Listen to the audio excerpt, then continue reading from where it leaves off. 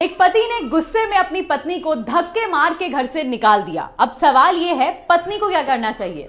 देखिए, ऐसे सिचुएशन में पत्नी को section 17 of the domestic violence act की याद पति को दिलानी चाहिए। यह सेक्शन कहता है कि शादी के बाद हर औरत जिसका डोमेस्टिक रिलेशनशिप है, उसका शेयर्ड हाउसहोल्ड में रहने का पूरा कानूनी हक है। चाहे घर उसके नाम पे हो या ना हो, उसे उस घर से कोई नहीं निकाल सकता।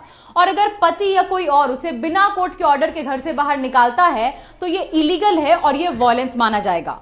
तो अगर आपके साथ भी ऐसा कुछ हुआ है तो तुरंत पुलिस के पास जाइए और वहां जाके डोमेस्टिक वायलेंस की कंप्लेंट फाइल कीजिए और कोर्ट के थ्रू अपने घर में रहने का लीगल राइट इन्फोर्स कीजिए, क्योंकि पति के घर में रहना कोई एहसान नहीं है बल्कि ये आपका हक है। इसलिए डोमेस्टिक वायलेंस सिर्फ मारपीट नहीं होती, घर से निकालना भी एक फॉर्म ऑफ डोमेस्टिक वायलेंस है। MS धोनी ने कैप्टन कूल फ्रेज के लिए ट्रेडमार्क फाइल किया था, लेकिन उनके against Delhi based lawyer Ashutosh Chaudhary ने अपोज फाइल किया है।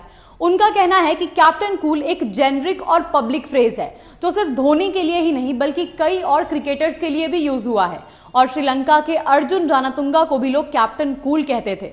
उन्होंने बोला कि ये एक तारीफ करने वाला टाइटल है लेकिन कोई ब्रांड नहीं है और पब्लिक फ्रेजेस पे कोई इंडिविजुअल या मोनोपोली क्लेम नहीं कर सकता, चाहे वो कितना भी फेमस क्यों ना हो। तो अब देखते हैं कि इस केस में कोर्ट क्या डिसाइड करती है।